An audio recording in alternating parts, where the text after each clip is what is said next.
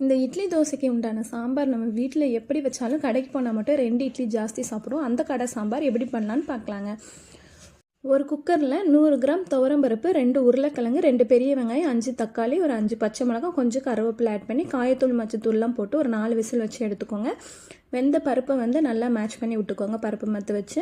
இப்போ ஒரு பாத்திரத்தில் 1 ஸ்பூன் கடலை மாவு, சாம்பார் பொடி உரப்புக்கு தகுந்த மாதிரி, காயத்தூள் கொஞ்சம் ஆட் பண்ணிக்கோங்க. ஒரு நெல்லிக்காய் சைஸ் புளியை ஊற வச்சு அந்த புளி தண்ணியை அந்த கடலை மாவு கூட சேர்ந்து நல்லா மிக்ஸ் பண்ணி விட்ருங்க. நம்ம கரைச்சி வச்சுருந்த அந்த கடலை மாவை இந்த பருப்பு கூட ஆட் பண்ணி தேவையான அளவு தண்ணி ஊற்றி நல்லா கொதிக்க விட்டுருங்க. அதுக்கு ஒரு தாளிப்பு கொடுத்துடலாம். ஒரு கடாயில் ஆயில் ஊற்றிட்டு கடுகு, கடலைப்பருப்பு, கொஞ்சோண்டு வெந்தயம் வாசத்துக்கு, கொஞ்சோண்டு ஜீரகம் மட்டும் கொஞ்சம் ஜாஸ்தி போட்டுக்கோங்க. ஒரு வெள்ளைப்பூடு தட்டி போட்டுக்கோங்க. வரமிளகா பிக்காமல் அப்படியே போட்டுக்கோங்க. ஒரு பெரிய வெங்காயம், கருவேப்பிலை எல்லாத்தையும் ஆட் பண்ணி சாம்பார் போட்டு விட்டிங்கன்னா அருமையான கடை